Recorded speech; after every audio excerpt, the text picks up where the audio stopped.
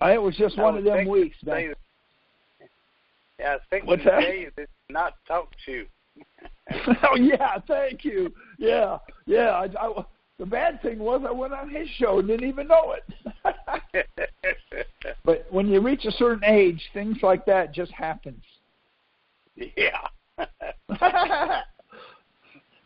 Okay, folks, has anybody got a question for Kerry?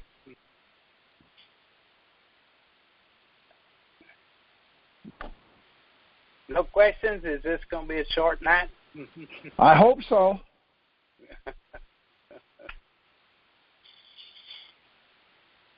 Kerry. Yes. Hey, this is Leon. Oh, man, Leon, what are you doing? Well, I missed the last few calls. I've been kind of busy getting some roof on the house and a lot of things being done. But yeah, before you ask the question, Leon, is it true you used to be an oarsman on the Ark? Yes. Okay, never mind. Go ahead, Leon. What's your question? Well, I just want to tell you, I have never gotten any kind of a response back from the state or the federal. Okay. When I sent those letters in? Yep. Send them again. Okay. Have you ever heard this story? Yep, let me tell you. Have you ever heard this story? The squeaky wheel gets the grease. Mm-hmm. Okay, you become the squeaky wheel. Okay. See, don't send it every day. Yeah. But they should be able to get to you in a month, unless they're lying. I gave them until the 8th, and they gave me till the 6th to respond to the state. I responded within 15 days and gave them 21 days from the time I responded, and I never heard a thing from them. Okay, then put in your next letter. I gave you 21 days since you didn't answer it.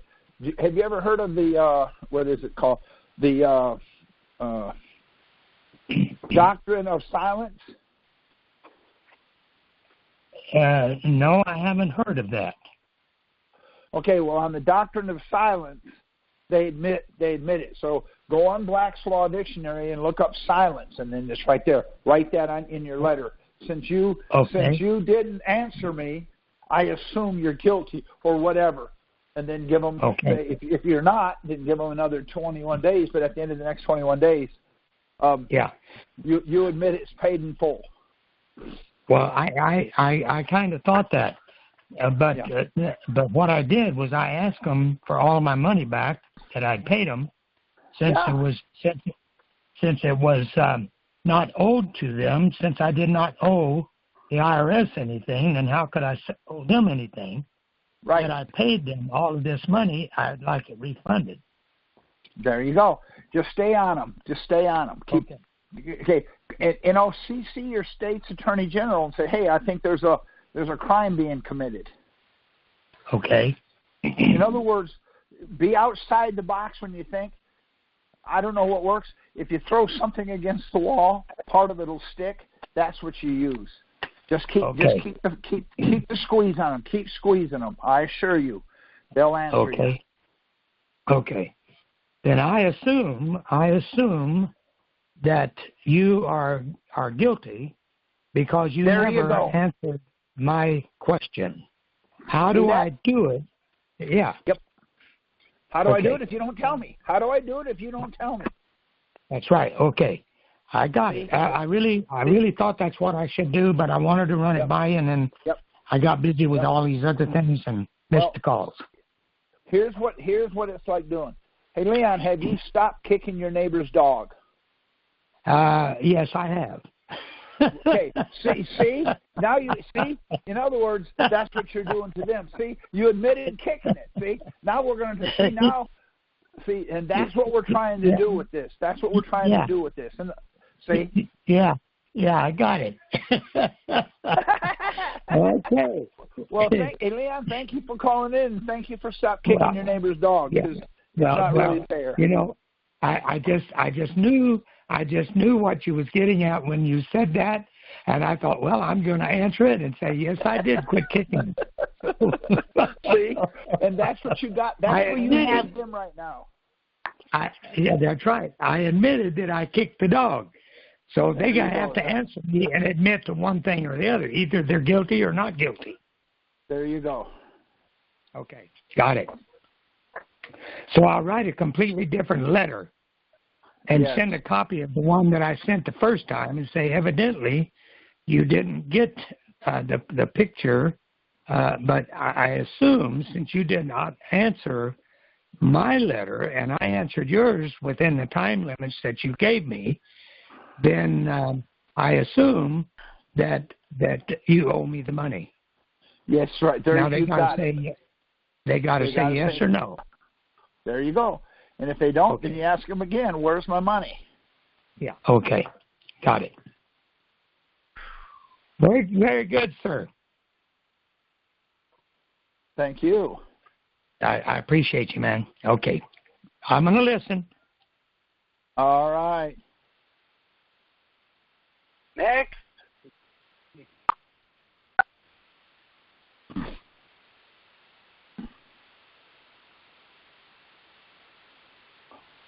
Sure, quiet. All right.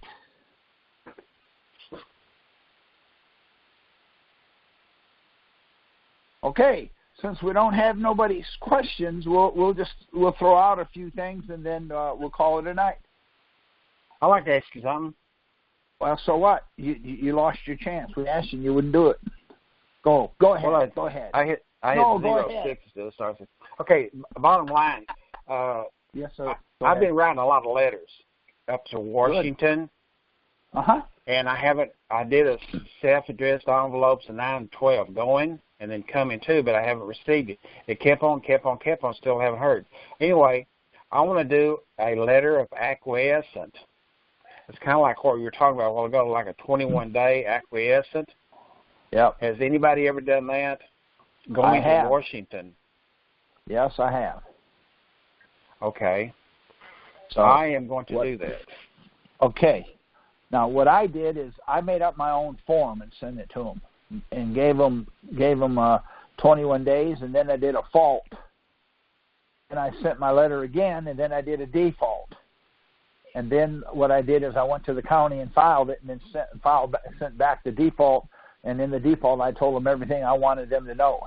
You admit to this, you admit to this, you admit to this, you admit to this. I don't have to do that. That doesn't pertain to me, and so on. Okay. You did a 21-day or 30-day? Whatever you want. Okay. Okay. Thank you. Right. But, I mean, that's, but you have to get them off dead center. Now, if you're writing it to the United States District Court, send it to the clerk. You'll get a little bit better response. How about to the judge and also the clerk? There you go. That would be fine. That'll be fine. And see the clerk or see the judge. Dear, if you go online and pull up the judge's name, the clerk's name will be there. Just dear clerk, and then at the bottom, CC Judge so and so, and tell them that you're trying your best to get through this stuff. The problem is we're pinching them real hard, and I know. And they don't like it. They're having to work now, and they're working and they're not getting paid like they used to. It's not rolling over. We're not rolling over like we used to. Our blog is texasrepublic.wordpress.com. Our website is thetexasrepublic.com. Our email address is oneyellowroseenterprises@gmail.com. Our YouTube profile is, this is the link, because YouTube doesn't allow us to have a customized URL until we have over a certain number of subscribers. And follow us on Twitter at Texas Republic for You and at We Are Texians.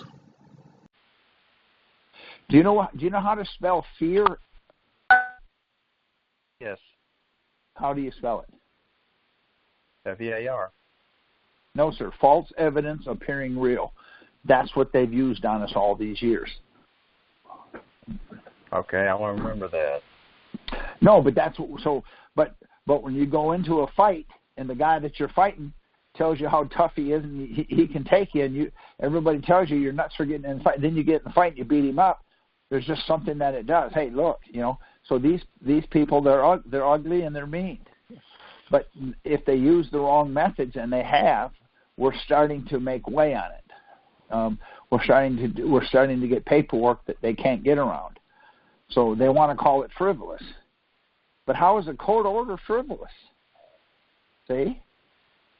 That's right. And how is a court order that the IRS said we didn't do something? How is that frivolous? See? If you sue the IRS in federal district court, they don't show up because you don't have jurisdiction. But if you sue them in federal court because of contempt of court, the court will take jurisdiction on the contempt of court charge. Now you have an argument, and that you can win, and you're going to be able to get something for it. See? So this fight they're not used to. They're used to a fight that they dictate everything. See, they're not dictating anything because we're not allowing it. Hey, Kerry? Yes, sir. Maybe they're finally admitting that the whole thing's a fiction. That's exactly right. That's exactly right, see? That guy that I was just talking to, are you still there? I'm still here. Okay, let me ask you a question. What color is Mickey Mouse? Do you know? It depends on when you were watching him. In the olden times, it's black and white. It's different colors. See, it's a little more modern. That's the no, sir. If he doesn't have any clothes on, you said he's black and white. Now, let me ask you a question. How in the world can you tell me a fiction, something that does not exist, has color? You can't. You just told me black and white. Then, since Mickey Mouse is black and white, what does Mickey Mouse eat? Cheese. I don't know. Okay. See, no, you're right. What kind of cheese? Longhorn cheese. No, pretend cheese. You know why? Because he's pretend. Yes, he's fiction. There you go. See, but that's where we're starting to make rules. What we're having to do is we're getting you some tools. Yes, I understand. See? We've had people now go to summonses when they get there. The IRS comes in and flexes their muscles, and they scream and holler, and then they hand them the document that says you don't have jurisdiction. They look at it and say, that doesn't pertain to me. Okay, if it don't pertain to you, who does it pertain to? Your boss said he didn't do this. Because see, if it don't pertain to you, then who does it pertain to? See? So they're kind of taken off guard because this is an argument they've never really seen before. So we're, we have some stuff that's working against them. It's slowing down and it's, but we're getting things released. We're still getting that. And, and have you looked at any of the court orders, or have you got yours yet? You're talking to me? Yeah. Have you gotten your court order yet? No, I haven't got my letter back. Okay. Well, I think it's because they're just overwhelmed. They're really swamped. That's what I've been hearing from other people. Yeah.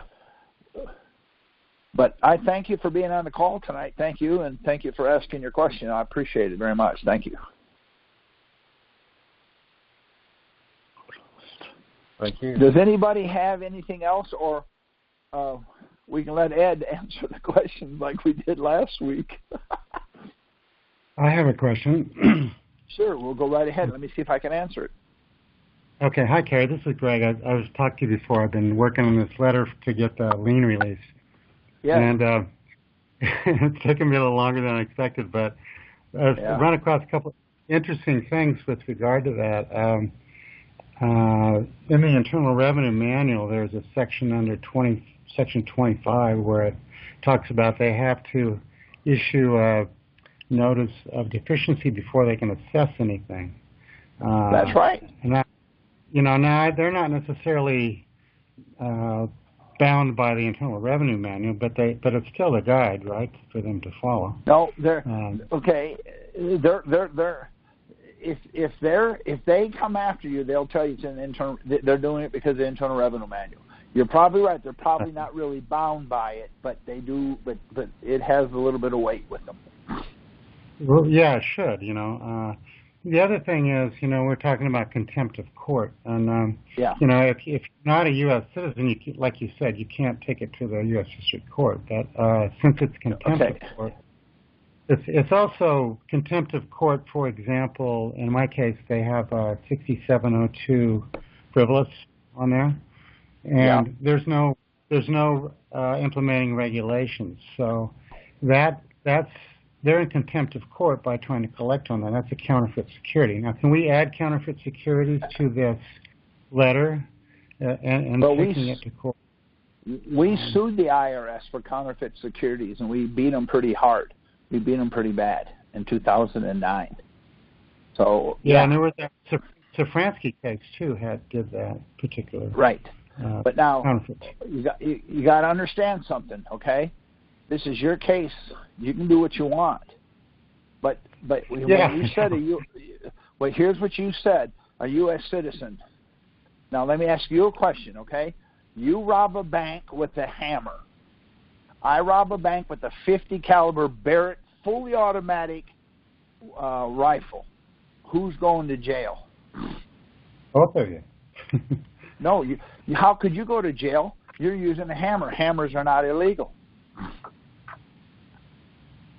Well, true, but neither is the right to bear arms. Yeah, but a .50 caliber automatic, you can't have an automatic. Oh, yeah? According to the law. You can't have an automatic. You can have a semi-automatic. Okay. So who's going to jail? Well, I guess the automatic is going to jail. No, both of you. It's not what you're doing. It's not the hammer and it's not the gun.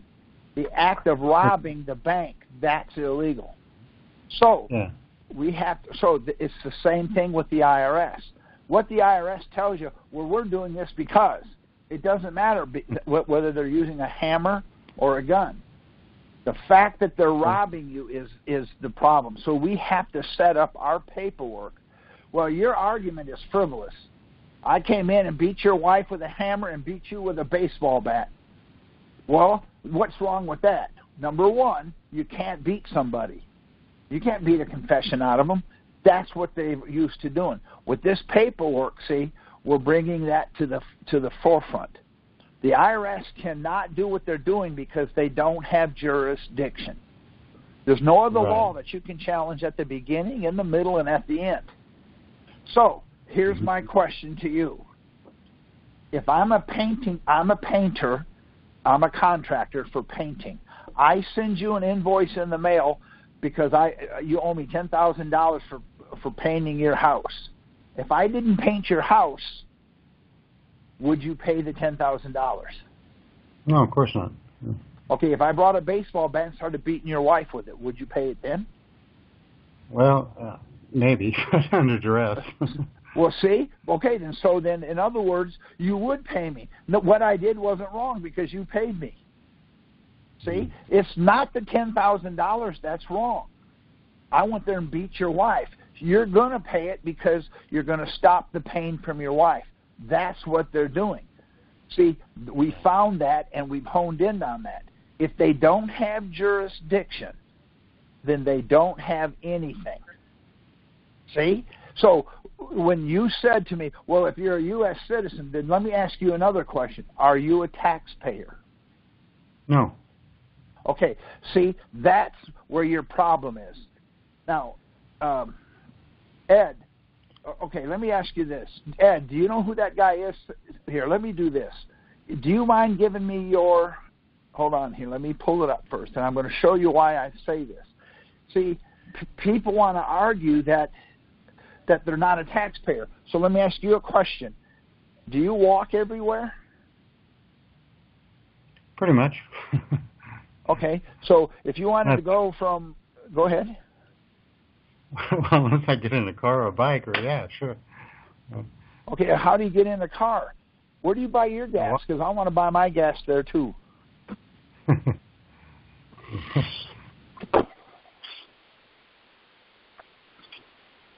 See?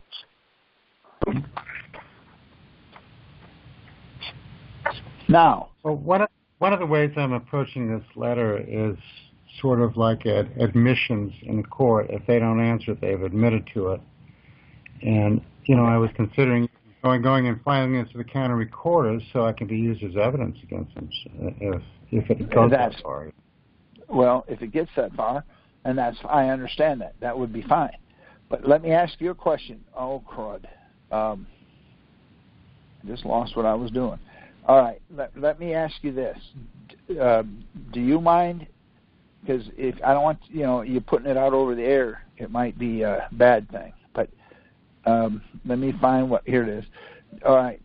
Do you mind giving me your email address so I can send you something? Oh, I'll email you right if we don't. You have it already. Yeah, so just give me the first couple of letters then. Oh, 1S. Hold on a minute. One Sun, SUN, and then it goes. Yep, I got it. All right, now what I'm going to do is I'm going to send this to you. When you get it, would you let me know? And then I want you to read it.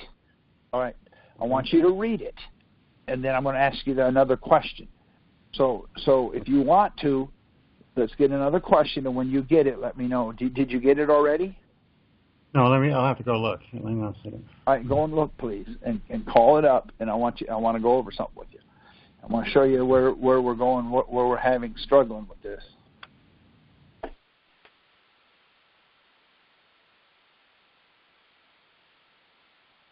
Give me a minute here. That's fine. Let's ask another question, and when he gets it, we'll come back to him. Okay. Does anybody else have a question?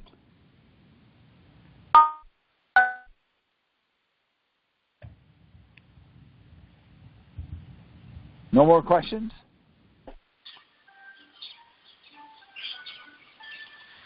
I got an email today from a lady. She kept saying she couldn't get nothing to work on form, 50. She had 5823 instead of 5328. Well, see, that's her 23. It's actually 2358C, but that's why. Anyway, she's all reversed and everything. Right. See? Now, the guy that was talking to us, are you back? Yeah, I haven't got there yet. Hang on, though. I'm still here. All right. Kerry, I have a question if you can hear me. I can hear you. Go ahead. Excellent. Thanks. I have just received, in the last few days, my entered order of dismissal for lack of jurisdiction.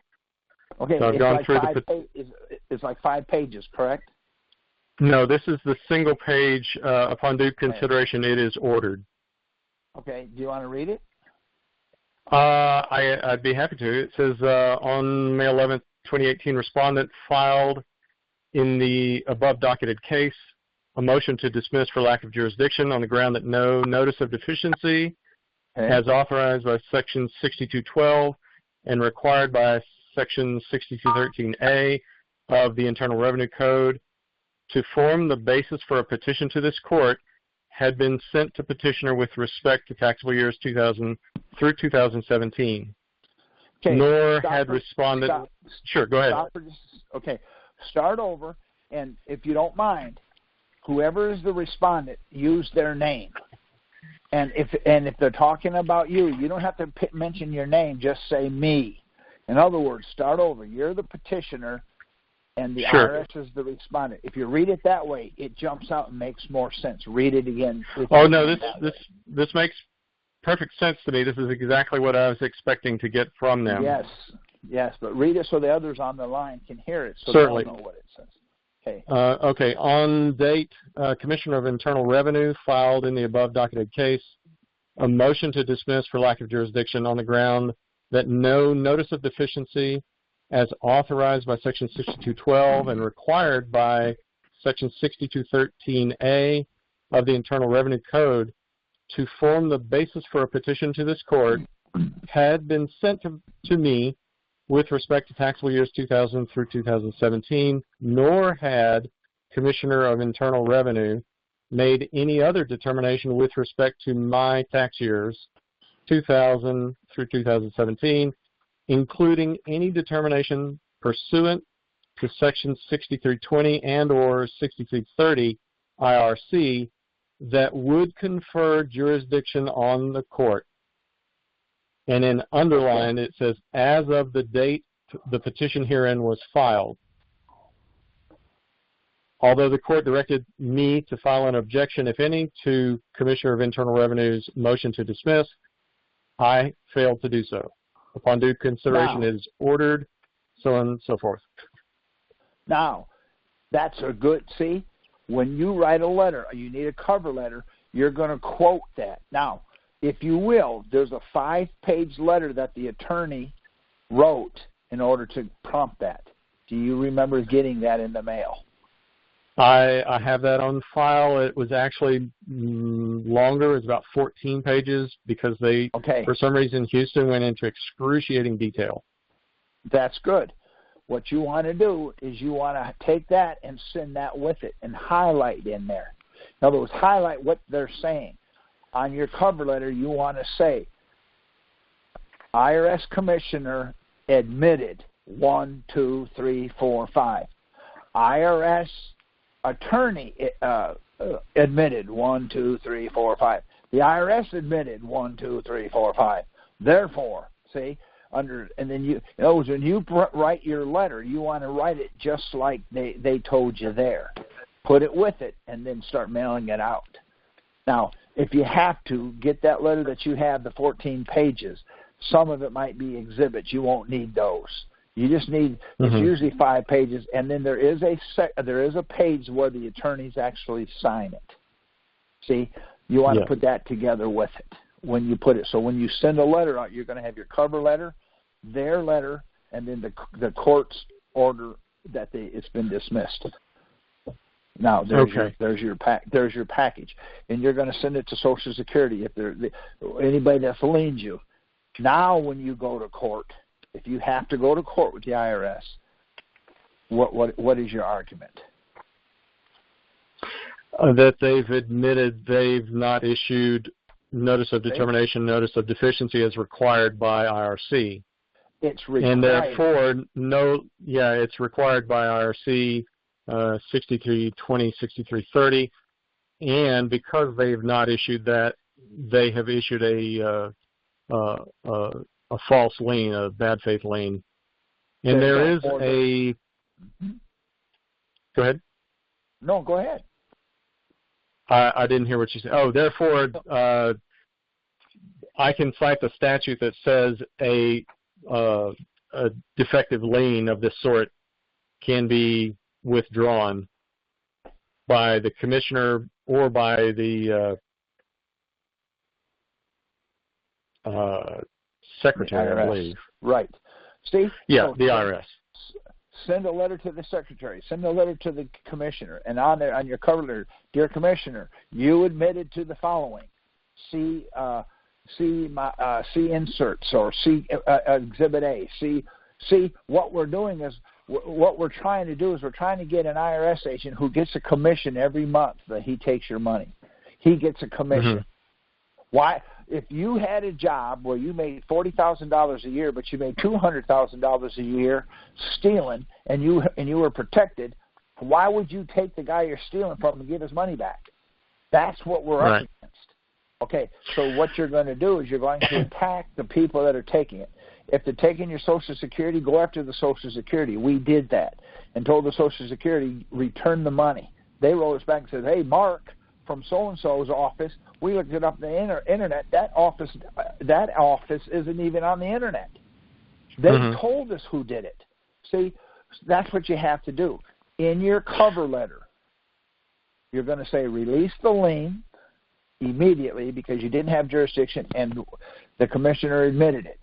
Also, because you didn't have jurisdiction for the years 2000 to 2017 or whatever year says, return all assets. Return them all. See? And then send it in. Yeah. Now, when they ignore you, when you go to court, then you might follow that up with, hey, you're in default. I'll give you one more chance. Return the money and release the lien. Then when you sue them, it's not a tax case anymore. Now when you can go to the United States District Court under the grounds that you have a court order, they're aware of it, you send it to them, they're now in contempt of court. See, that's an argument you can win. Check out our other videos and playlists. Republic of Texas RT documentary. Texas and other American states is under a military occupation. The Republic of Texas Forum of 2016. And describe the kind of people who would thrive in independent Texas. And so check them out. See, we're trying to give now, you... that future court... Say that again? Sure. That future court case, if it comes to pass, will be U.S. District Court or U.S. Tax Court? Yes. Whichever you Both? think it needs to be. Well, go to the one, see what happens. If it don't work, go to the other one, see what happens. See, okay. Have you heard of anybody doing that before? Have you heard of anybody doing that before? I've only heard conversations on calls like these. That's right. See, so nobody's doing this. They don't know how to handle this. See what I'm saying? Now, I'm going to give you an option, okay? I'm going to hit you with a hammer. I'm going to hit you with a baseball bat. I'd rather let me just stop you. I'd rather not do the hammer hypotheticals. I know what you're talking about. See? Okay. I get it. So that's what I'm saying. So when you do it, that's what you do. Yeah. See? You go send a notice to them saying, hey, you're in contempt of court. This is release the liens, return the money, or this is your notice that you're going to be sued for contempt of court. Right. Now there is an agent that has been corresponding in the past regarding these matters, things like property liens and so forth.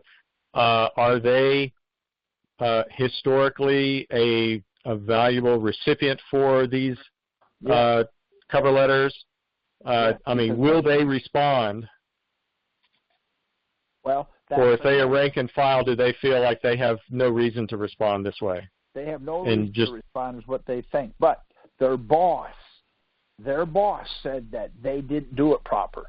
And that's what you tell them. Hey, the IRS commissioner, parentheses, your boss, admitted you put your name, you did not follow protocol. Return the money. See, we're on offense, and that's why it sounds funny. See, normally we're saying, let's go down and file a bankruptcy, or let's go down and get on our hands and knees and beg them and let them, release half of it this month, and in 3 months release another half of that, and then release the rest. We ain't doing that anymore. We're on offense. We're pinching them, and we're pinching them hard. In other words, see, if you wanna keep your job, your boss said. This is what your boss said. See highlighted document that's enclosed for your convenience, and highlight that 14 pages. Take the whatever it is out. Show them where the IRS attorney signed it. Show them what they said. Then take the order and highlight it. Say, release it. Release it yesterday. See, and then return funds immediately. See, now you're building a case. You're building a foundation so that when you go to court, they're going to say, well, we don't have to file that. I don't care about that. I just know this. Someone's in contempt of court. We use this strategy, and the guy that went to court, when we brought up the strategy that they're in contempt of court, and Bernie Madoff did that, Your Honor, how about this? The CID agent that's in contempt of court, let's give him 25 to life. I think Bernie Madoff has an extra bed in his cell. Bunk, yeah. Yeah, bunk. That CID agent ran to there and jumped the railing and said, "No, we didn't do that. We didn't do that." See, here's the proof. Somebody did it. So we're giving you a tool that you can use.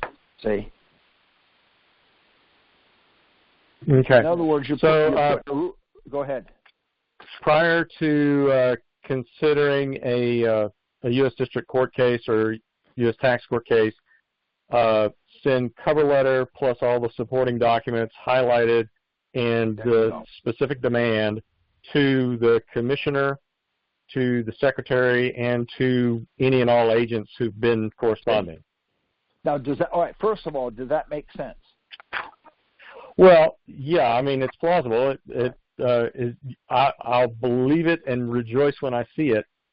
I understand. But, yeah, that's the way we'll go. Right, and see, once you do that, if you have to sue them, if you have to, now you've got a case. Because, see, before when you sued them, what did you do? I'm suing the IRS agent because, well, he's going to say, well, you can't sue me because I'm protected because I work for the government. I'm doing my job. Well, what proof do you have that he's not? Well, he's taking my money. Well, you didn't pay. Well, now you got something that says, yeah, I didn't pay because they didn't have jurisdiction to ask. See? So help us pinch them. Push back hard. Previously, I've heard you say writing letters to a U.S. District Court asking if they have jurisdiction. Is that also that's something good to have as a response from them to include under that cover letter when I send it to the commissioner? Okay. In the event. Or is that something different? That's something a little different. But if the CID comes after you, where are they going to take you to court? I'll say this, somewhere I don't want to be. I don't know specifically. United States District Court. Okay. See? Now, they're going to take you to Still, someplace I don't want to be. That's right. But the problem is, if they don't have jurisdiction, now you have a letter from the court saying they don't have jurisdiction. What am I here for? See? The CID gets its jurisdiction from Title 27. But the court won't honor that because they don't have jurisdiction either. So let me ask you a question. My grandson is in the store and he's screaming and hollering. What jurisdiction do you have to go over there and punch my grandson out? None at all. That's exactly right. So that's what they're doing. They're taking you to a court that has no jurisdiction with an agent that has no jurisdiction, and they're bringing you in.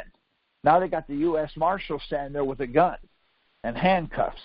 And they're saying, well, this guy won't file his tax return. This guy won't do this. This guy won't do that. Well, then you're guilty. Put him in jail. Well, if you had a letter from the court saying this court has no jurisdiction, they can scream how all they want. When you hand it to them, then, hey, now we got a problem. I'm going to appeal. See, now you've protected yourself from even being indicted. Now, in that letter, either my request to them or their response, is it important at all to have reference to 26 and 27 worded in there? No, because if the court has no jurisdiction over the IRS, it doesn't matter because the CID has an IRS badge, but he's from the Title 27. See, if he has, it doesn't matter. See. Okay. But that's your call. Very good. You want. Okay. Yep. By the way, I'm not an attorney and I don't give legal advice.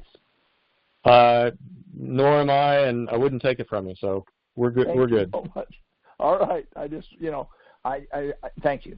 Anybody else have a quick question, or even a long? Yeah, that's correct. Yeah. I got your email here.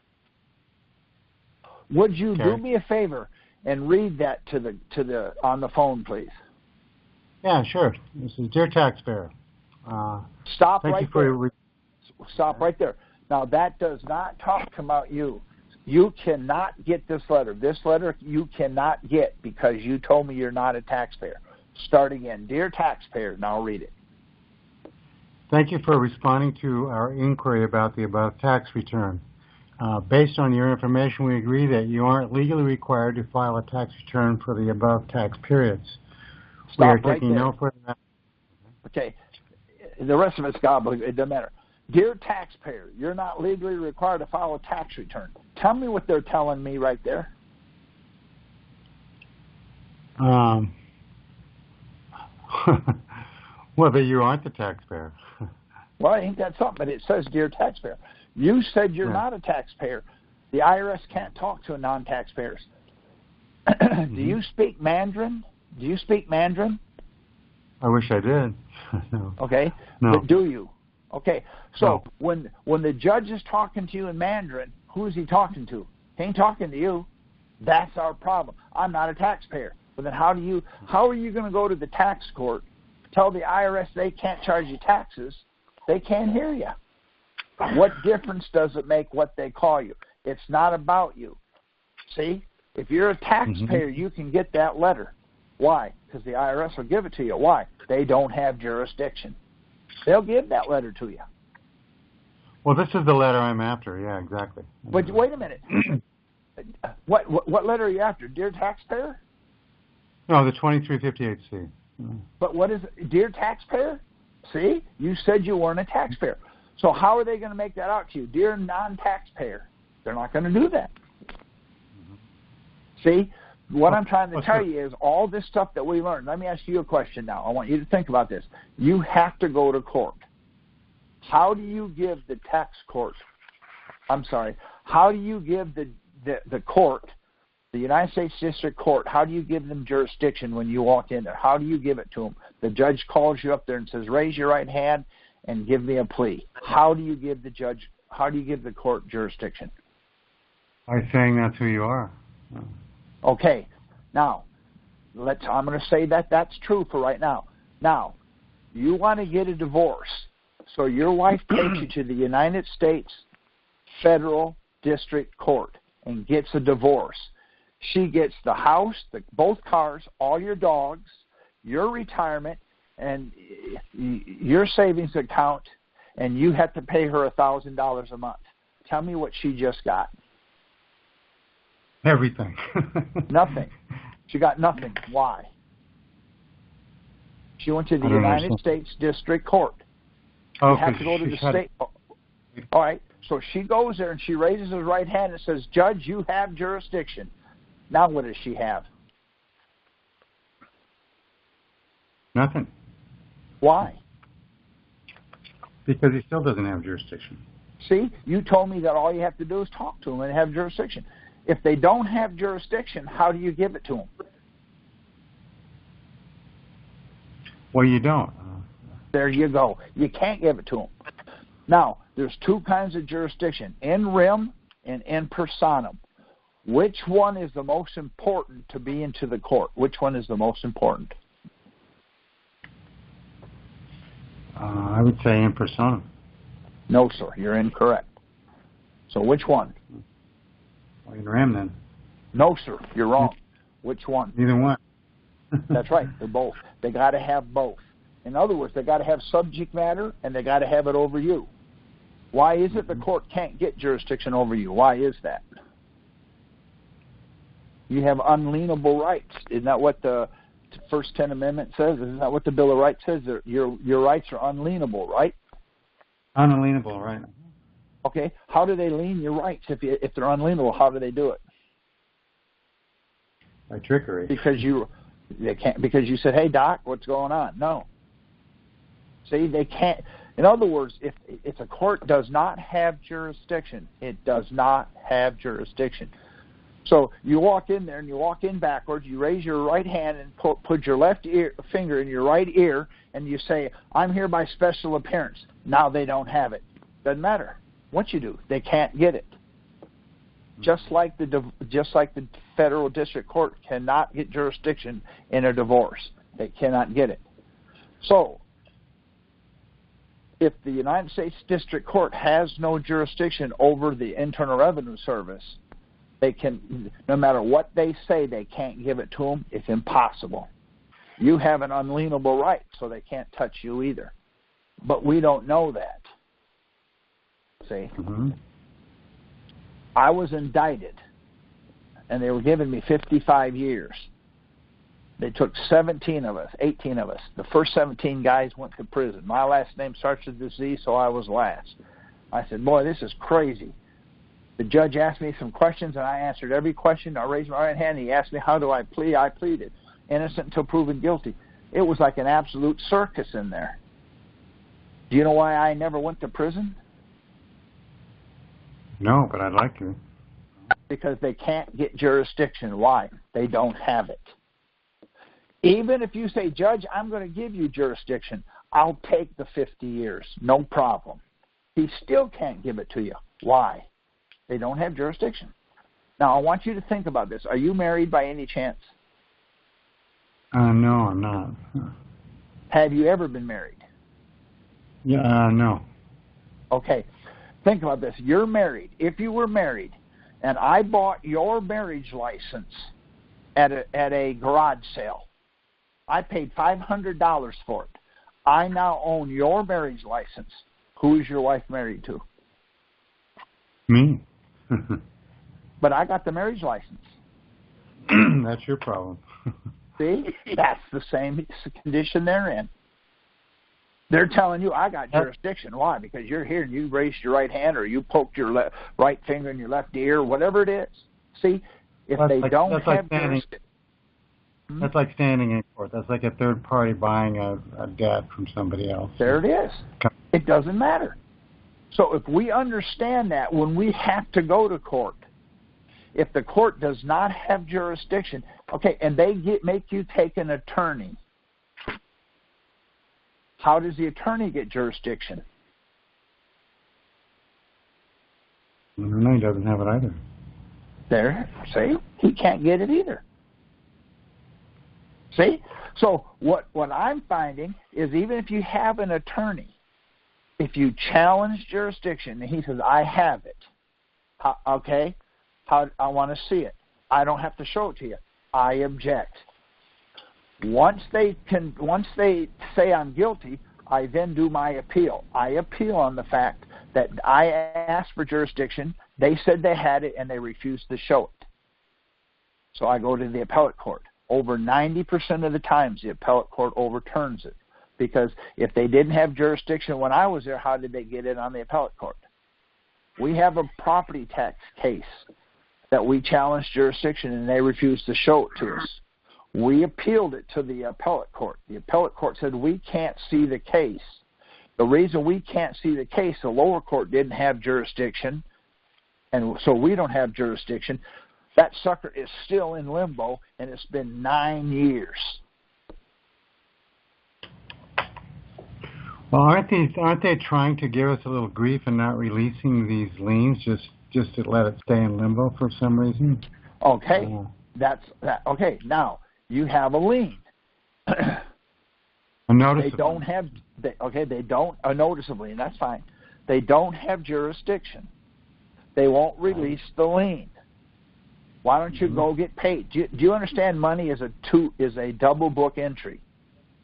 The IRS gets the one leg. How do you fix the lien? Go get the second leg of the double book entry. So if you got $100,000 lien on you, and they won't release it, then go get the money for it. How are you going to do that? Paperwork. Well, you got the paperwork for it. They didn't have jurisdiction. The court said they didn't have jurisdiction. The IRS said they didn't have the jurisdiction, and the commissioner said they didn't have jurisdiction, and the attorney said they didn't have jurisdiction. Then why have I got the no problem? Since nobody has jurisdiction on it, pay me. See? Now, does that make any sense at all? Gary, how do we go about it? I'm sorry. I heard your question. The other guy, what were you saying? You said if they have no jurisdiction, you can get the lien released. You have a process to do that? Yeah. You write a letter and send it to the IRS. But even better, if they don't release it, make them pay you for it. How would you do that? Okay, let's talk about that. You think about it. See, now you're going to have to think outside the box. Before I tell you, I want to ask you this: do you know what a bass boat is? A bass boat, yes.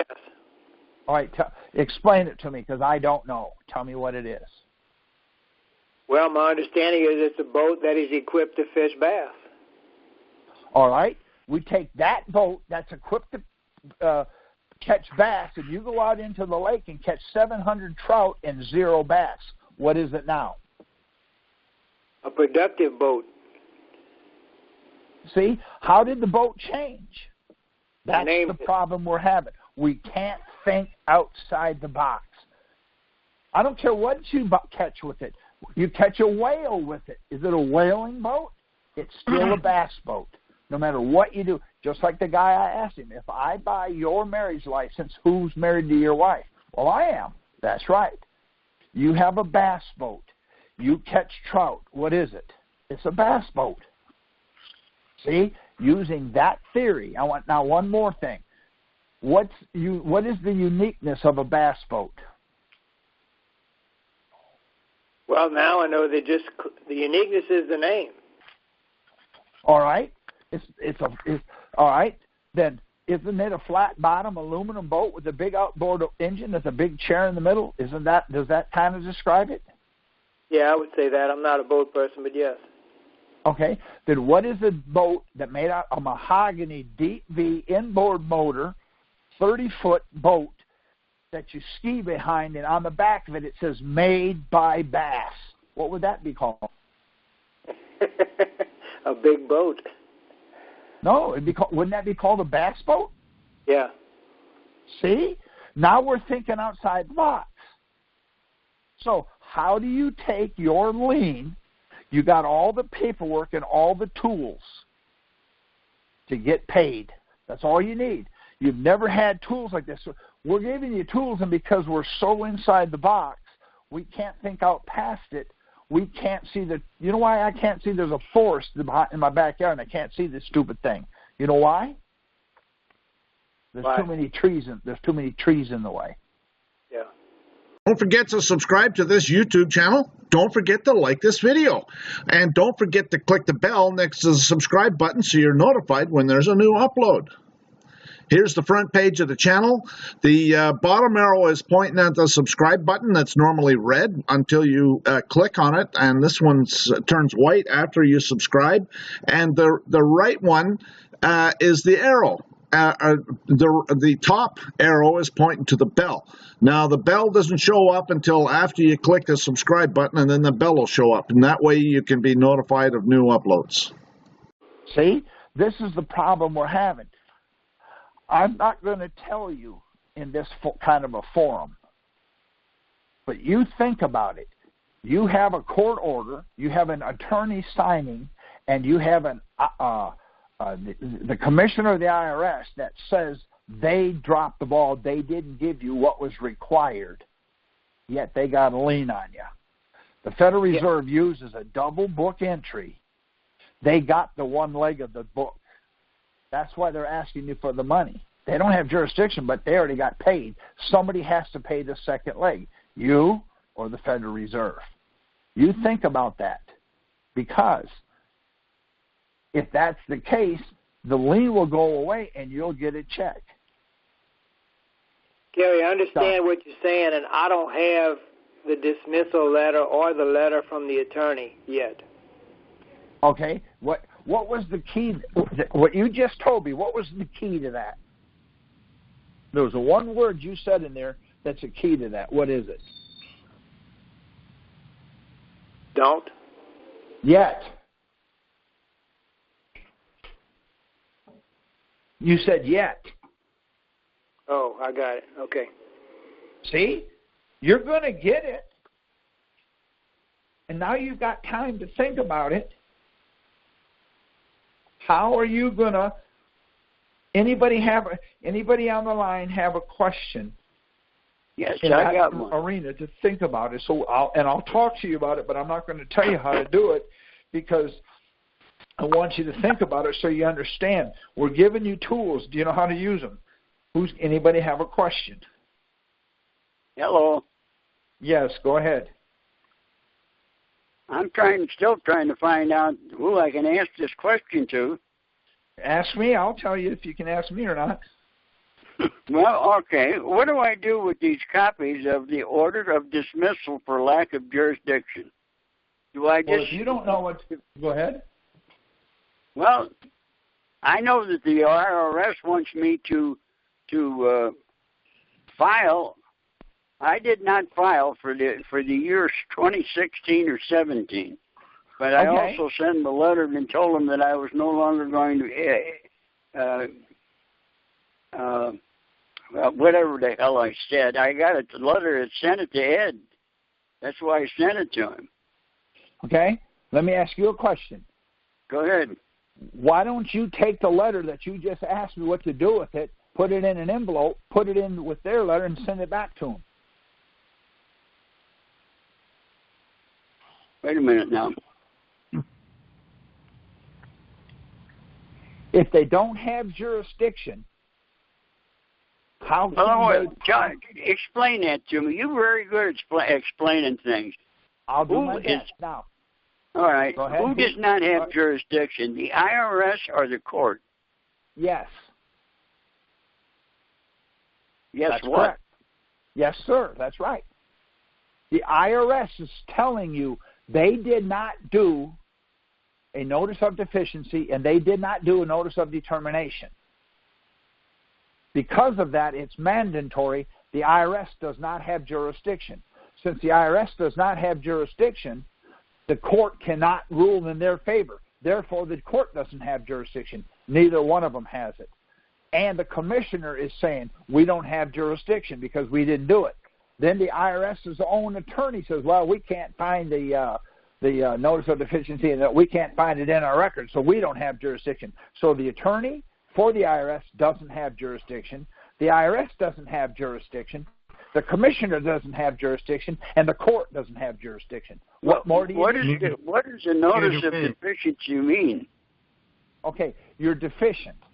In other words, you owe me money. You're deficient. Well, you're deficient. Is that also used when they don't even know how much you owe them? I mean, if you don't file a tax form, how do they know what you're supposed to owe them? Because they do a substitute for return. They can't do that either. If they do a substitute for return, they lose their jurisdiction to ask you for a dime. Ed's got that paperwork too. Well, let me just say what my position was going to be. I'm just going to sit here with these papers. I've got 5 of them, and I'm going to wait till somebody sends from the IRS or something, or Social Security sends me something that says we're going to take IRS money out of your Social Security, or we're going to if you don't, we're going to put a lawsuit on you if you don't file your taxes for 16 and 17. I'll just take that same letter along with this and send it to them and say, no, you won't do that because there's no jurisdiction there. Okay. Is that right? There you go. That's what it says. Okay, so I'm not going to wake up a sleeping dog. I'm going to wait for the next letter I get from the IRS, and then I'm going to send them a copy of this notice, and then see what happens. Does that sound reasonable to you? No, that's perfectly reasonable. Let me ask you a question. What size of shoes do you wear? About a 9.5. Okay, great. Now I at least know that about you. That's all right. Now ask me the same question. What size shoe do you wear? A 9, a 10, or 11. A 12 feels so darn good, I buy 13s. Because, see, when you ask me what I wear, if I can get my foot in it, I'm wearing it. Correct? Mm-hmm. Correct. So you wear a 9.5. What happens if you will your foot fit in a 10? It certainly shall, and in fact, it's a lot more comfortable. Would it fit in an 11? Yeah, it's even near 11 be great because of my arthritic feet. See? So you got to understand something. See, you assumed I meant something else. I don't know what I meant. See, I never assume anything with these people. And the reason I don't, because, okay, let me ask you another question if you don't mind. How tall are you? About 5'8". Okay. See, I didn't ask you that. Ask me the same question. How tall are you? 108 centimeters. See, you didn't tell me how to answer it. You just threw that out there. So how tall are you? 108 centimeters. See, I didn't ask you in foot and inches. See? See, no, I don't see that connection. You have to explain that one to me. All right. You're asked a question. You think you think something is, I'm asking something, so you answer it. I don't answer questions that way. If the IRS asks me a question, I answer it. I'm going to answer every question, but I'm going to answer it the way I understand it. They're speaking in legalese. I didn't tell you how tall are you in foot and inches. I just said, how tall are you? Now, normally I would say, well, I'm glad you asked that, Your Honor. How tall is tall? So now I got a basis for it. So you're saying 5'8" or whatever you said is tall. What do you do with somebody who's 5'9"? What are they? Taller? See? Okay. What we're doing is we're answering questions that they're not asking. Now. Well, I'm going to answer the question so I don't go to jail. But that's what happened when I was indicted. They indicted me for 55 years. When I went into the courtroom, the first thing out of my mouth was, the judge says, "Do you know why you're here?" I said, "Yes, I do." I said, "Because my pecker's big." He said, "What?" I said, wait a minute. He asked me, "Do you know?" If I ask you a question, you're going to answer it any way you want. Why? Because he didn't. He said, "No, you're here to be indicted for 55 years." I said, "Well, I object." He said, "What are you objecting to?" 55 years? You must be nuts. I'll take 100 years, but I won't take 55. And I sat down. How old are you, sir? If I give you 55 years in prison or 100, what's it going to make? What difference is it going to make? Are you asking me, or are you just telling me a story here? No, I'm asking you. How old are you? It's not going to make a damn bit of difference to me because I'm 83. See? So if I give you 55 years, I'll tell you what. I'll give you, if you'll sign this document, I'll only give you 5 years. Screw you. I don't negotiate. I'll take 100 years. Why? Because if I get 55 years, I'm going to die there. So what's worse, 100 years or 500 years? It doesn't matter. So I took his bargaining chip away. Then I realized, because I think this way, see, I don't bargain with them. So when they ask me a question, see, I asked you what size of shoes you wear. See, what does that mean? That means if I can wear it, well, I can put it on my feet. So I can wear anything above an 11. Anything above an 11, I can get my foot in. Comfortable? They didn't say what size do I wear. Comfortable? I will not tell them how to ask the question. See? So now that we have tools to use, the reason we have these tools is because of the way I think. I started putting it together, and it started working. So Ed asked me to come on the phone calls and see if we can't get other people the same paperwork. So what we're doing now is you have it, maybe not you, but most people on here now have a document that says the IRS did not have jurisdiction. The IRS said they didn't have jurisdiction. The commissioner said they didn't have jurisdiction. And the IRS's own attorney said they don't have jurisdiction. And the court said they don't have jurisdiction. Now, my question is, what can you do with that? Well, if they don't have jurisdiction, then I don't have to worry about them aggravating me. I'll just do what I'm doing, which is not paying taxes. Bingo. See?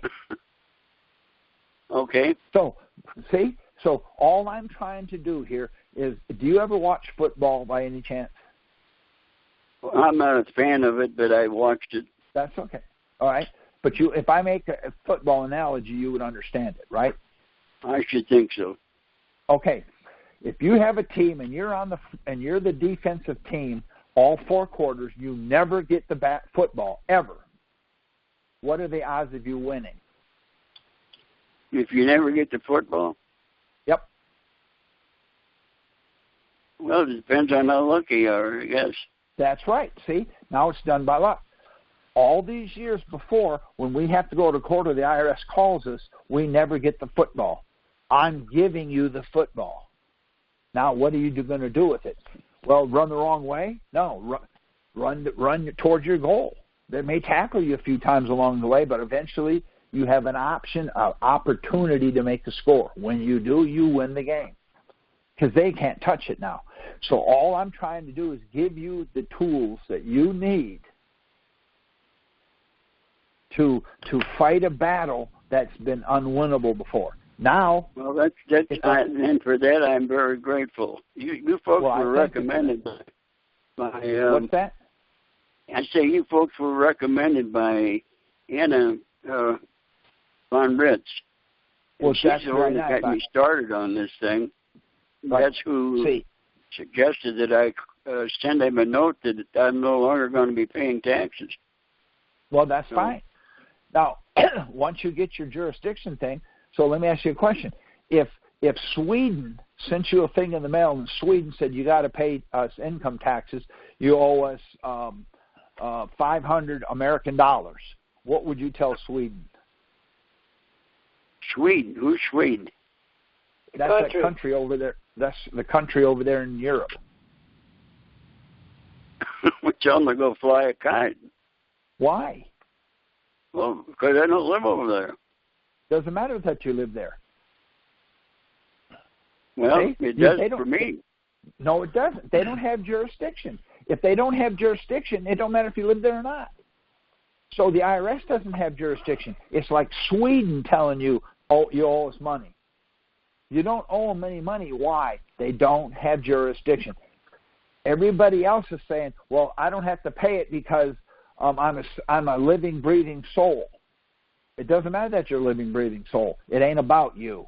Anytime you hear yourself say I, me, or myself, you're going to lose the argument because it's not about you.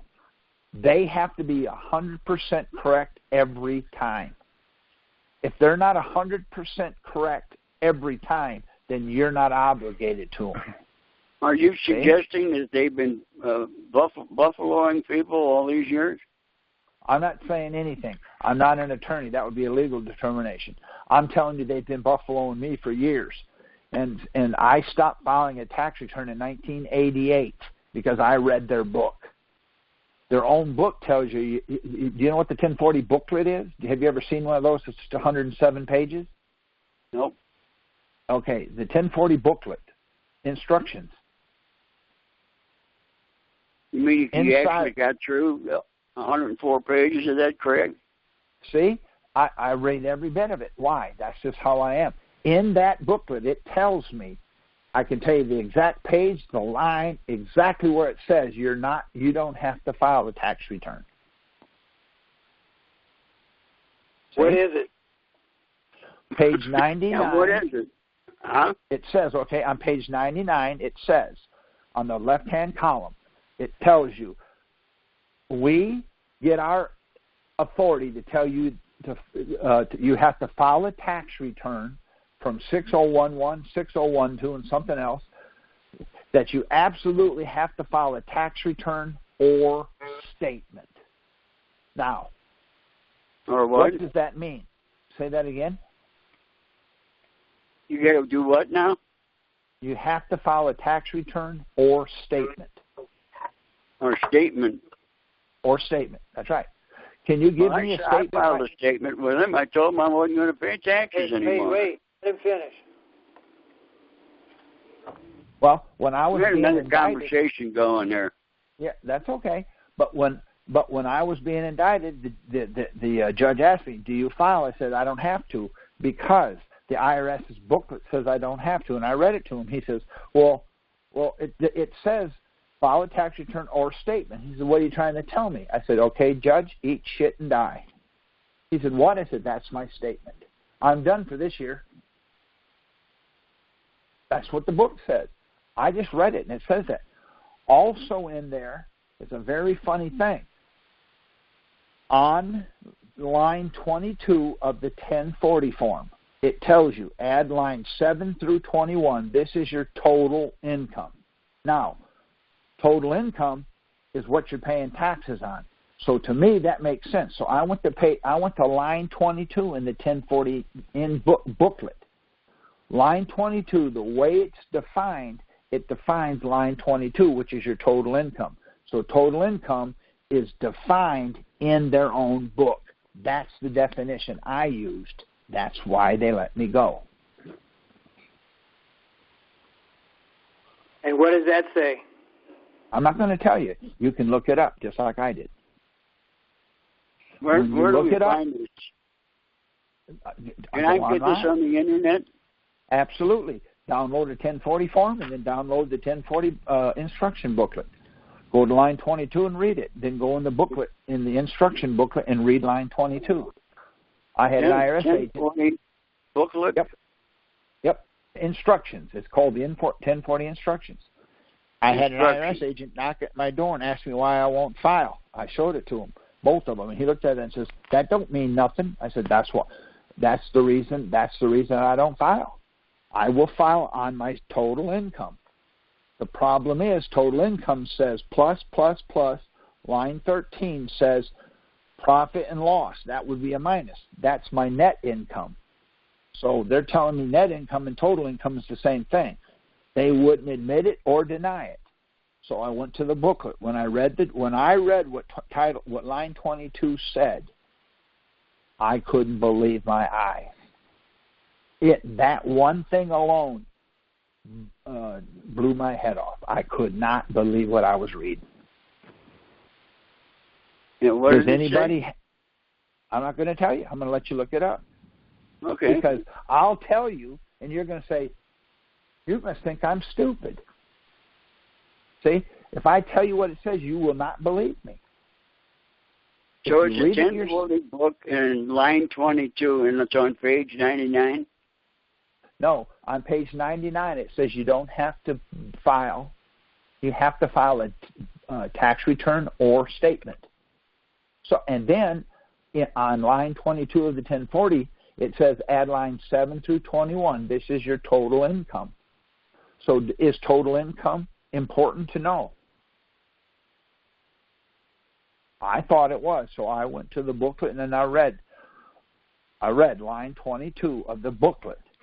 And the definition that's in the booklet is so obscure, nobody would ever find you guilty for not filing. It'd be impossible. Okay. So it's a 1040 booklet instruction, line 22, right? Yep. Okay. Does anybody on this call have that? Does anybody here have the 1040 booklet downloaded by any chance? I don't. That's what I'm asking. Yeah. Who said yeah? Would you read it for us? What page are we on again? 99? No, you can go back to that in a minute. Go to page 29 and find, it'll say line 21, and then right there somewhere, and then it goes to the next line. Go to page 20. Yeah, read where it starts in there. You'll see it. It's highlighted, line so-and-so. All through the book, every line's highlighted. We're on page 29, is he on? Yes. You said? Yes. Yes. Can you hear me? Yeah, but hang on a second. Let me get there. Okay. You said what? I thought you said line 22. I did. Line 22 is on page 29 of the booklet. Oh, it's on page 29. I'm sorry. That's no problem. Page 29, line 22 of the 1040 booklet. Yep. Okay. We got a guy that's going to look it up, right? Well, that's yeah, good. Except that's not on that page. Maybe it's on the next page. Okay.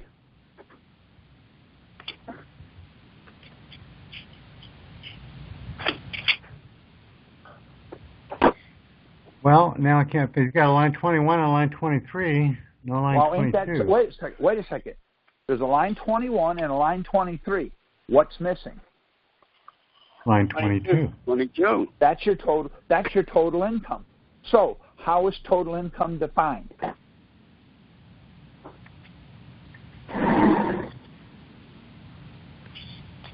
The total of all your income. Wait a second. Stop right there. Let's go to the booklet. What does the booklet say? So you got line 21. What's next? I'm not. I don't have the booklet in front of me. That's okay. There's somebody that does. Yeah, What's I'm looking at after that there is a Social Security benefit form. Okay. Did you find line 21? There's a line, that's for line 20 and 20B. 20B, 20 and 20B. Then keep going until you find line 21 and tell me what page that's on. Okay. Hang on a second. That's before that, I think, even. No, they're in order. It'll be line 20 and 20B, or 20A and 20B, and then it'll be line 21. And that's on page 29. What is?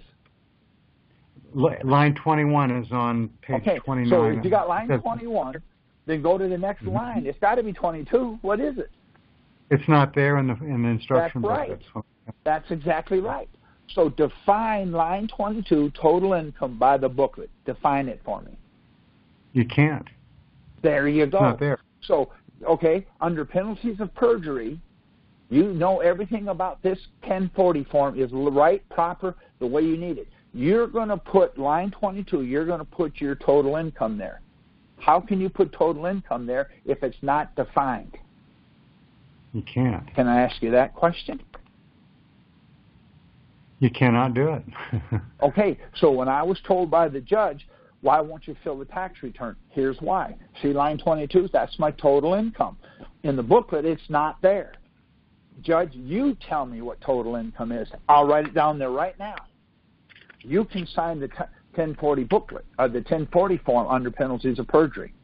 So line 22 is your total income, yet it's not defined. Shouldn't there be a bleep there? That's where all the arithmetic comes from.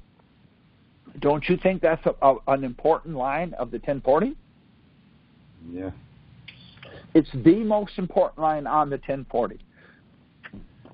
Line 22 gives you all the arithmetic, what you're going to owe, who you're going to owe, how much, who's going to get it. That's where it comes from. Line 22. You can look for it all night, sir, and it ain't there. It's not there, yeah. That's right. So now let me ask you a question. How are you going to add lines 7 through 21? This is your total income. So what they're suggesting is salaries, tips, wages, profit and loss from a business.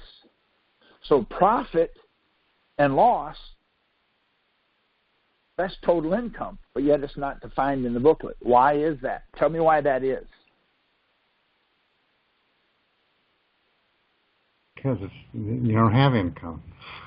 Ain't that something? You do have income. Income is defined. Okay, you want me to tell you where it's defined? Yeah. Okay, it's defined in the Treasury. Title 31, Section 321, D as in dog, 2, says federal income defined.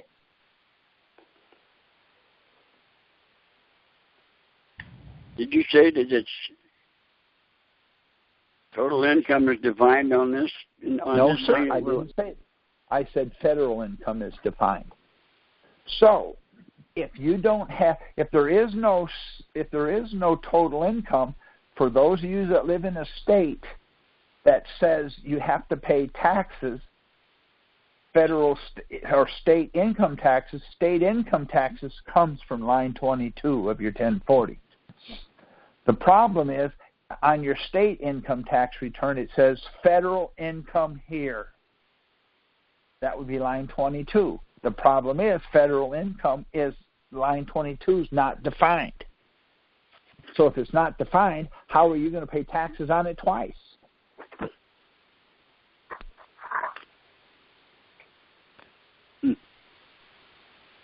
I'm still looking for it here on this page 99. I mean on page 29.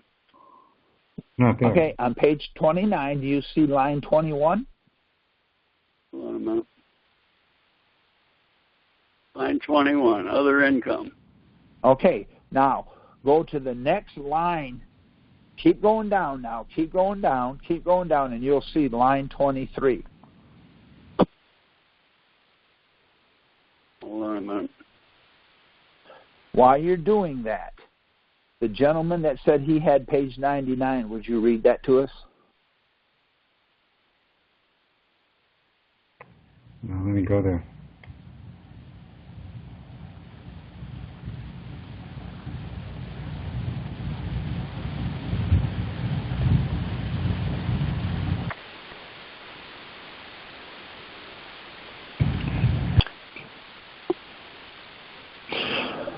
Someone made the comment, you read this book, all that crap.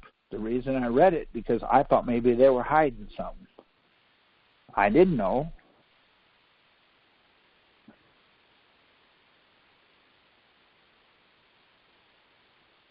So what do you want on page 29 or 99? Okay, look at that. It's going to be on the far left. There's 3 columns. It says 6011 and 6012. Do you see that on there? No, it has list of tax topics. Okay, go to 100. Maybe it's on 100. You'll see it's on the far left side. There's 3 columns. You'll see 6011 and 6012. Yeah. Okay. Read that Okay. sentence for me, please. Our legal right to ask for information is Internal Revenue Code Section 6001, 6011, and 6012, subsection A, and their regulations. They say that you must file a return or statement with us for any tax stop right there. Stop right there. Read that again. They say what? That you must file a return or statement with us for any tax you are liable for. You must file a return or statement. Doesn't say you got to do both. It says you got to do file a return or statement. Does that what it says? Mm-hmm. I don't know what to say. That's what it says. The IRS told me, well, that's not what we meant. So I told the judge, I said, see, that's not what they meant. I meant to file a tax return, so I'm okay. See? I meant to, so I'm okay. Mm-hmm. Isn't that what it says? Wait a minute. Isn't that what it says? Yeah. Did you file anything at all? I haven't filed since 1988. See, they indicted me. When I got there, they asked me why I wouldn't file. I told them, I do file. The problem is file. Guess what? It's not defined either. He says, well, how come we never received your tax return? I said, because the booklet doesn't say to mail it. Wait a minute. I'm doing what you told me to do. I said, so I figured if I have to file it and you don't tell me to mail it, I file it every year in the round file. Well, you got to be liable. Your dresser drawer, right? No, it's a round file. It's the trash can. Oh, the trash can. I see. Well, wait a minute. Let me ask you a question. Did you find line 22 yet? I did not, no. Okay, so what is it? Did you find line 23 and you found line 21? There's no. I'm still on page 31 right now. Okay, did you ever find line 23? Yeah, I see it here. Educator I don't expenses. I don't care what it says. It says line 21, line 23. That's right. Line 22 is total income. Shouldn't it be in between there somewhere? I would have thought it usually follows 21. Okay, so here's my question to you. You were the one that said, did you read all that gobbledygook? Let me ask you a question. Why didn't you read it? That would have jumped out at you. See, I'm telling you, I'm an absolute nut job, okay? I'm an absolute nut job.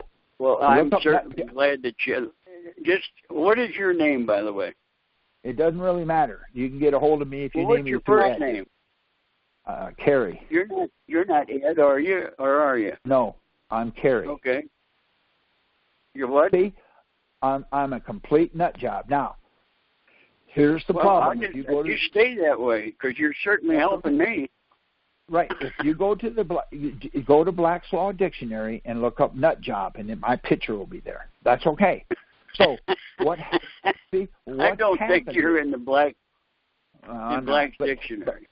But see, when I got indicted, my theory was, I got some key things here.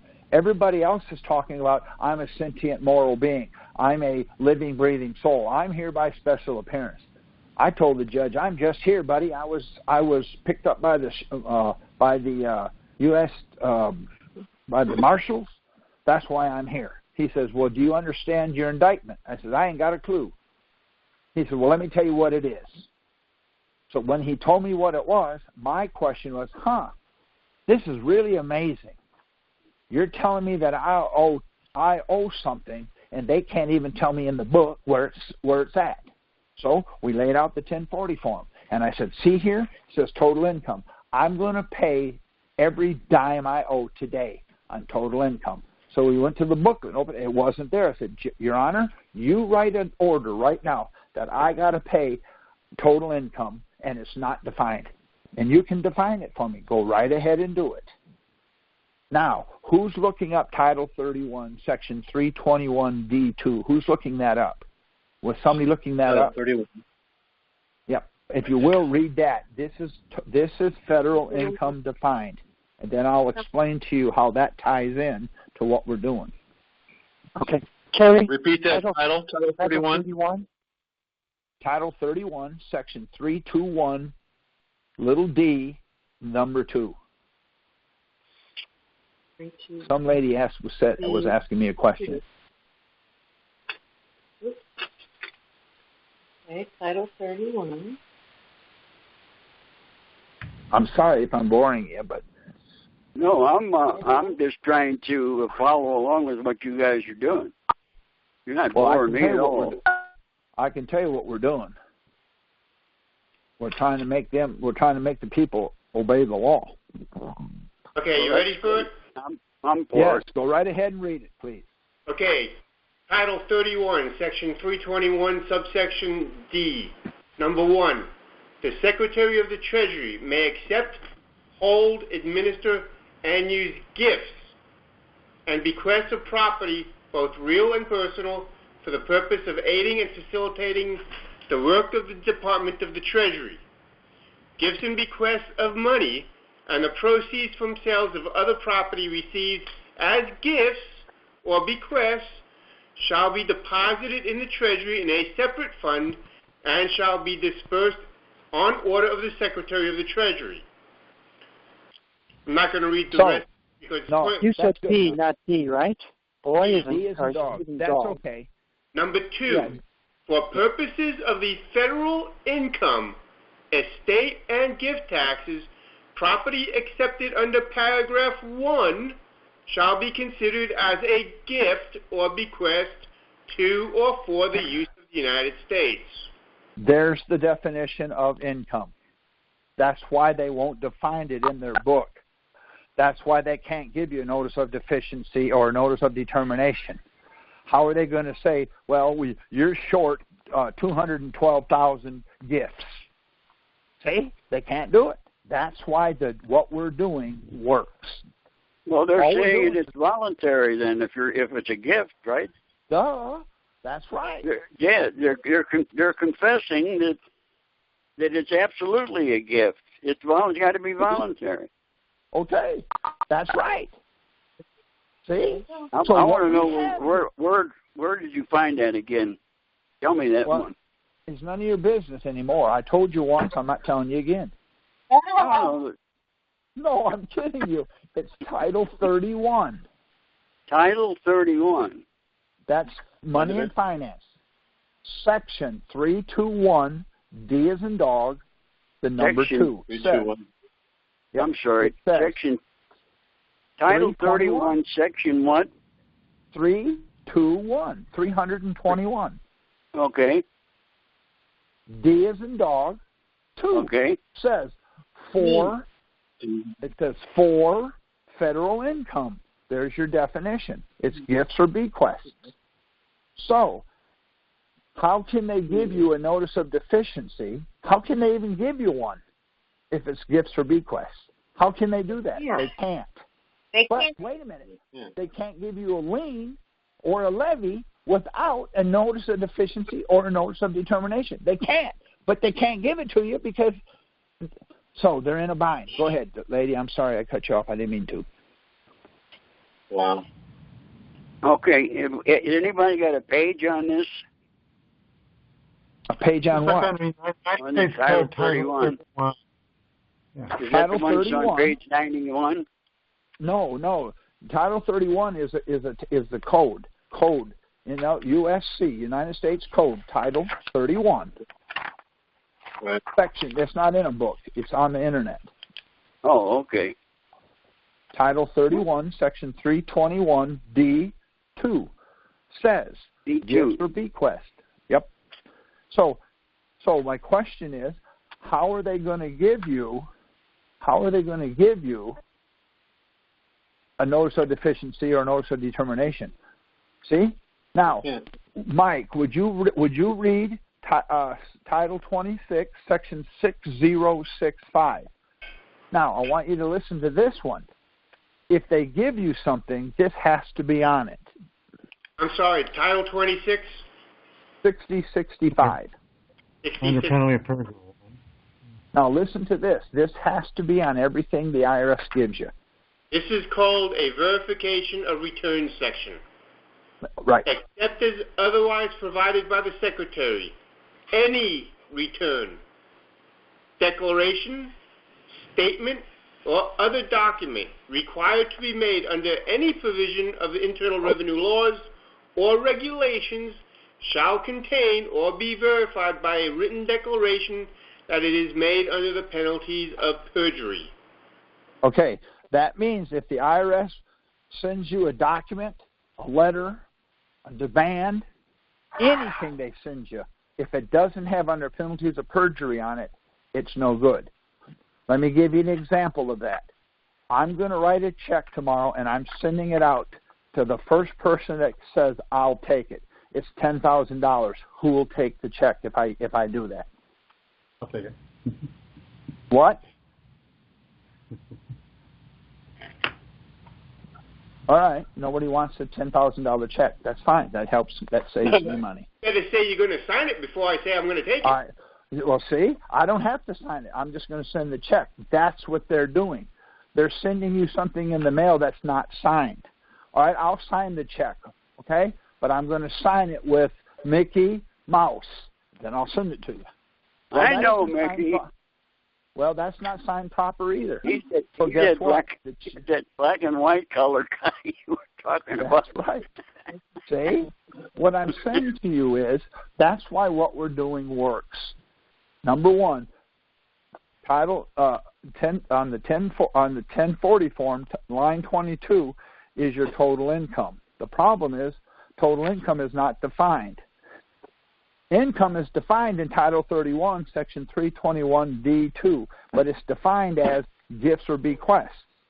So is a salary, wage, or a tip, is it a gift or a bequest? If it is, then you got to pay tax on it. That's why it can't be defined. If it was defined, it would have to be line 22, definition of total income, gift or bequest. See? Sorry, but see, I'm the nut job because I read this stupid book. Right. May I ask you a question, please, Kerry? You can try. Okay. And I love 6065. It's really exciting for me. But then I had someone say, well, court case Monreal versus Alexander, 920F supplement, says the IRS doesn't have to really sign it under penalty of perjury. And then there's also, so when someone will tell you that, I'm thinking about in-law and outlaw, and corporations being outlaw and people being in-law. I don't understand where people go when they say there's no court case that says they don't have to sign it, or they don't need 6065. Okay. They don't need 6065. That's fine. What are you paying taxes on? You're going to do it. You can do a tax return if you want to. It doesn't matter. Because do you know what a contract is? Well, agreement between two parties. Okay, when you signed your 1040, does the IRS sign it? No. Then it's null and void anyways. It's no good. Sure. They can't use it against you. So what the IRS does is you sign a 1040. That's your assessment. So if you put down there that you made zero money and they owe you $50,000 and they say, well, that you did a frivolous return, you owe us $50,000. The only one way they can do that, they had to do a substitute for return. As soon as they do the substitute for return, they lose their jurisdiction to ask you for that money. Yes. So, okay, but there's also March versus IRS, which says they have to do this 20C3 or equivalent. The 23C is basically another assessment. And for the people on the call that don't know what a 23C is. Yes, the 23C is not an affidavit, but it's like an affidavit. The IRS says, I certify that he owes the money. Then the judge signs it. Then they file it and they get a lien against you. That's fine. They can do that. Who makes a lien valuable? Who makes a lien valuable? Well, notice the lien isn't valuable, but it's honored. That ain't what I asked you. I didn't ask you that. Who makes a lien valuable? Who makes the lien valuable? It's got to be certified. No, sir. You make it valuable. It's a lien. They monetize it against you. Who makes a notice of lien valuable? The clerk. No one. Nobody. It's not valuable. But they are still monetizing it. They're getting what they want. Again, that's why we're doing what we're doing. Securities fraud. I got a question for you with regard to that. Fraud. Yeah. Go ahead. Gary, I got a question regarding that. In sending this letter to get the lien release, can we ask for funds returned that they're monetizing on that lien? That's how they're getting it. Yes. Go ahead and ask them for that. Let me ask you a question. I'm going to ask you a question. Can I ask you a question? How many eyes you have? Can I ask that? You can ask that, yeah. See? You can ask, this is your deal. This is your deal. You ask anything. Ask them if their mother's ugly, too. See? I don't think they have a mother.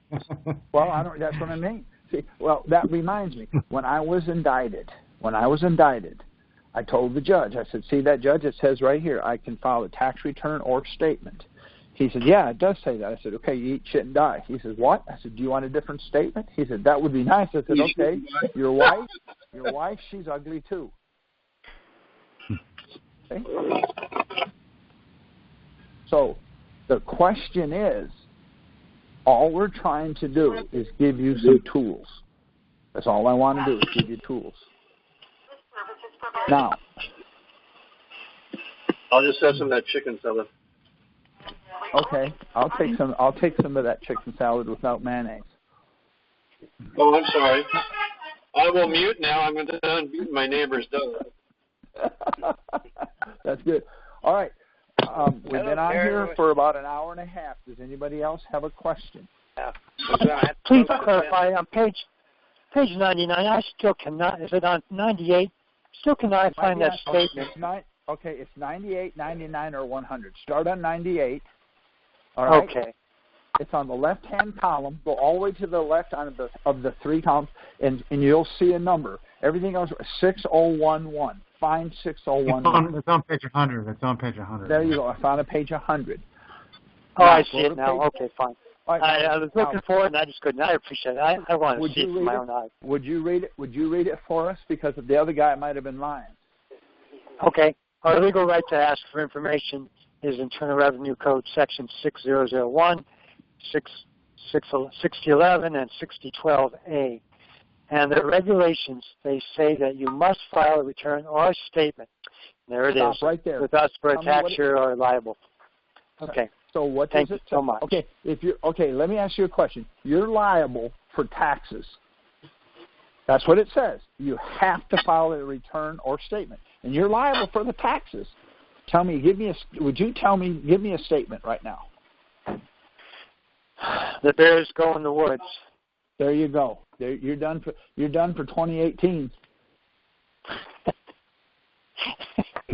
No, you laugh at me. But that's what it says. That's what. The best Christmas I've ever had. See? Now, let me ask you a question. If you go to the tax court and the tax court tells you the IRS said they don't have jurisdiction, now you can say, "Wow, they don't have jurisdiction." So I'm going to do my W-4 form because otherwise I'll get fired. I'm going to do exempt. They'll take nothing out of your check. You're getting 100% of your check. At the end of the year, do your 1040. And then on the 1040, put page 100. Tear it out of your book, circle it, and say, "Eat, shit, and die." Put it in an envelope and mail it to them. There's your statement. Or the bear's bent over and golly. Okay? That's what it says. Tear it out of the book, highlight it, and send it to them. Now, I'm not telling anybody not to file a tax return. I'm not telling you that. If you feel you got to, I had a guy the other day said he files it because he thinks it's ethical. I said, good. Everything that I do is built on fraud. Is that ethical? He said, no. I said, well, how are you building a tax system on fraud and it'd be ethical? Because when I showed you what I showed you tonight, line 22 in the 1040 booklet, that's not ethical. They're hiding something. They're doing it wrong on purpose. Not our dear beloved IRS. All right, there's your statement, guy. We're going to have to shut this down pretty quick. That's pretty quick. Yeah, yes. Gentlemen. Now, it's been very educational. Thank you for your time, and God bless. No problem. See, what happened was after I was not indicted, the reason they indicted me was I wrote a book about this stuff, and they went they pooped themselves. So, anyways, Ed, whenever you're ready to shut it down, I hope you guys enjoyed it. How do we get the book? Kerry, I got one question, Kerry. Sure, go right ahead and ask it. Okay. I just talked to you a little bit ago. Okay, I understand fully and completely what we're doing. You write a letter to the U.S. court, and then you go to the court.